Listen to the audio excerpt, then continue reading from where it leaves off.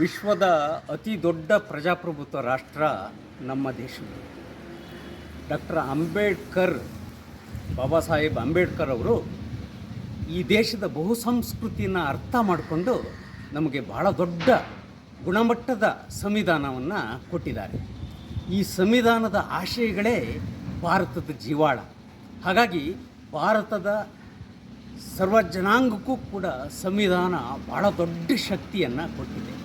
ನಾವು ಇವತ್ತು ಗಮನಿಸ್ಬೋದು, ಬೇರೆ ಬೇರೆ ಸಿದ್ಧಾಂತದ ತತ್ವಗಳ ಅಡಿಯಲ್ಲಿ ಬೇರೆ ಬೇರೆ ದೇಶಗಳು ತನ್ನ ಆಳ್ವಿಕೆಯಲ್ಲಿ ಎಷ್ಟು ಸಮಾಧಾನಕರವಾಗಿದ್ದಾವೆ, ಎಷ್ಟು ಆರೋಗ್ಯಕರವಾದಂಥ ಆಡಳಿತನ ನಿರ್ವಹಣೆ ಮಾಡ್ತಾ ಇದ್ದಾವೆ, ಎಷ್ಟು ಸಂಘರ್ಷ ಇದೆ, ಎಷ್ಟು ಹಿಂಸೆ ಇದೆ, ಇವೆಲ್ಲವಕ್ಕೂ ಕೂಡ ನಮ್ಮ ಭಾರತದ ಸಂವಿಧಾನ ಉತ್ತರವಾಗಿದೆ. ಇಲ್ಲಿ ಎಲ್ಲರೂ ಕೂಡ ಸುಖ, ಶಾಂತಿ, ನೆಮ್ಮದಿಯಿಂದ ಬದುಕಕ್ಕೆ ಏನು ಬೇಕೋ ಅವೆಲ್ಲವನ್ನೂ ಕೂಡ ನಮ್ಮ ಸಂವಿಧಾನ ಕಲ್ಪಿಸಿದೆ. ಸಂವಿಧಾನದ ಭಾಳ ದೊಡ್ಡ ಶಕ್ತಿ ಅಂತ ಹೇಳಿದ್ರೆ ಅದು ಎಲ್ರಿಗೂ ಒಂದು ಬದುಕನ್ನು ಕೊಟ್ಟಿದೆ.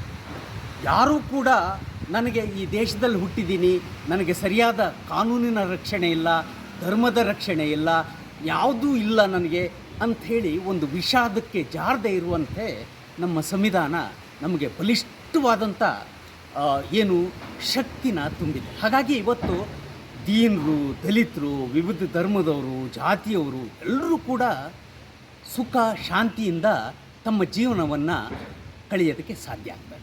ಹಾಗಾಗಿ ಮತ್ತೆ ಮತ್ತೆ ನಾವು ನೆನಪು ಮಾಡ್ಕೋಬೇಕಾಗಿರೋದು, ಬಾಬಾ ಸಾಹೇಬ್ ಅಂಬೇಡ್ಕರ್ ಅವರು ಈ ದೇಶದ ಬಹುಸಂಸ್ಕೃತಿಯನ್ನು ಅರ್ಥ ಮಾಡಿಕೊಂಡು ಯಾವತ್ತಿಗೂ ಕೂಡ ಎಲ್ಲೂ ಕೂಡ ಏನನ್ನೂ ತಿರುಚದೆ ಅದನ್ನು ಯಥಾವತ್ತಾಗಿಟ್ಟು ಪಾಲನೆ ಬೇಕಾಗಿರುವಂಥ ಎಲ್ಲ ಅಂಶಗಳನ್ನು ಅಡಕ ಮಾಡಿಕೊಟ್ಟು ಸಂವಿಧಾನವನ್ನು ಕೊಟ್ಟಿದ್ದಾರೆ.